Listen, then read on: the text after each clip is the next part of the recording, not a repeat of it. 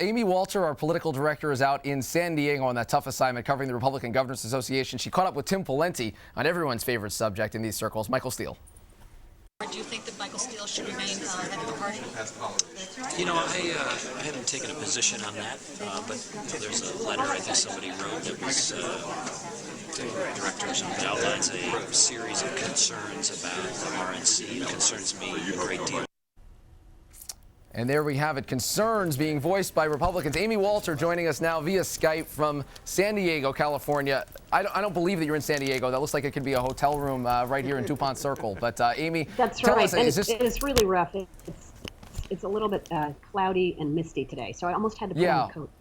We're going to ask you for proof that you're actually in San Diego in a bit. But first, is this just a love fest for Michael Steele? Everyone just falling over themselves to praise the Republican National Committee chairman? That's right. I mean, obviously, Pawlenty was a little more subtle about his feelings, but certainly you can expect that this Steele fight is not something that a lot of folks here relish. They would like just to be able to move on, and they really want some certainty. They want to know that whoever takes over the RNC chairmanship is going to be somebody who keeps the trains running on time. So this had to be a devastating blow, though, Amy, to have, we had Haley Barbour, we had Pawlenty's comments, but Haley Barbour come out and say that the RNC is just nowhere where it needs to be in terms of gearing up for a presidential run. I mean, what's the thinking? I mean, is there a way that Steele actually gets reelected? Well, the sort of conventional thinking right now among a lot of Republicans and insiders is that he ends up deciding not to run. He's making a lot of phone calls now. He sees the writing on the wall. He knows how to count the votes, and they may not be there yet. The real question, though, is, when does he make this decision? Is it going to be sometime before Thanksgiving? And who else decides that they want to jump in? And on that point, you're getting a big outpouring of 2012ers, potential 2012ers out at the RGA. Is there anyone in particular that is trying to make a splash with their fellow governors and the assembled press? That's a great question. We have Tim Pawlenty is definitely making a very heavy presence. His presence known very heavily here. He seems to be everywhere. His staff seems to be everywhere.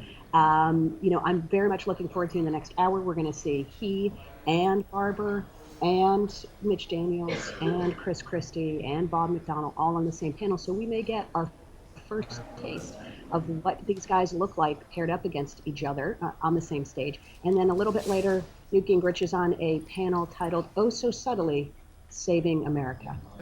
Okay, well, Amy, we know that what they say in public is one thing, but it's what they tell Amy Walter in the hallways. When she's not in that hotel room or whatever there.